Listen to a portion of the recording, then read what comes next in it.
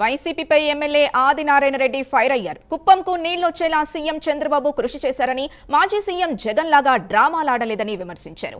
సొంత చిన్నానను గొడ్డలిపోటు పొడిచి కేసును డైవర్ట్ చేయాలని జగన్ బ్యాచ్ కుట్ర పన్నుతోందని ఆరోపించారు. రాయలసీమ ప్రాజెక్టులు కడపతో ముడిపడున్నాయని, రాయలసీమ రతనాల సీమగా మార్చడమే కూటమి ప్రభుత్వ లక్ష్యమని ఎమ్మెల్యే ఆదినారాయణ రెడ్డి అన్నారు.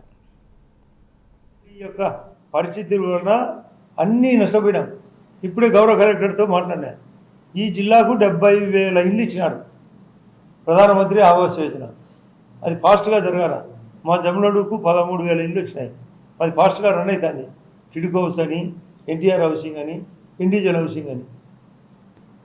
కాబట్టి నేను రాయలసీమ వయసుగా మొన్న ఎలక్షన్ దృష్టిలో పెట్టుకొని జగన్ రెడ్డిది బాగా ఆలోచించాం. అతను తప్పులు ఎత్తి చూపాలా, మేము చేసిన గొప్ప చెప్పాలా. ప్రజలు నమ్మినారు. వారు వన్ సైడ్. దానికి ఏడుపు.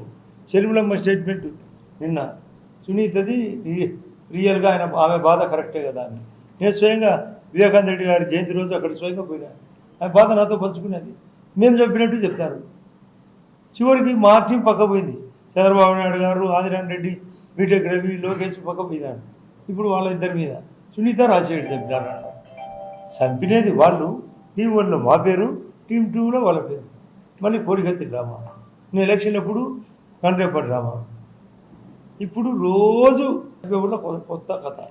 ఈ రిజర్వాయర్లు నిండకూడదు, రివర్లు పారకూడదు, వానలు పడకూడదు, పంటలు పండకూడదు. ఈ రాష్ట్రం అల్లకల్లో కావాలా. తిరిగి తను అధికారం కావాలి. ఇది విలన్ మాదిరి, డాన్ మాదిరి ఆలోచిస్తాడు. హీరో మాదిరి ఆలోచించు. ఇవన్నీ బాగుంటే నువ్వు రియల్గా రాజకీయం చేయి.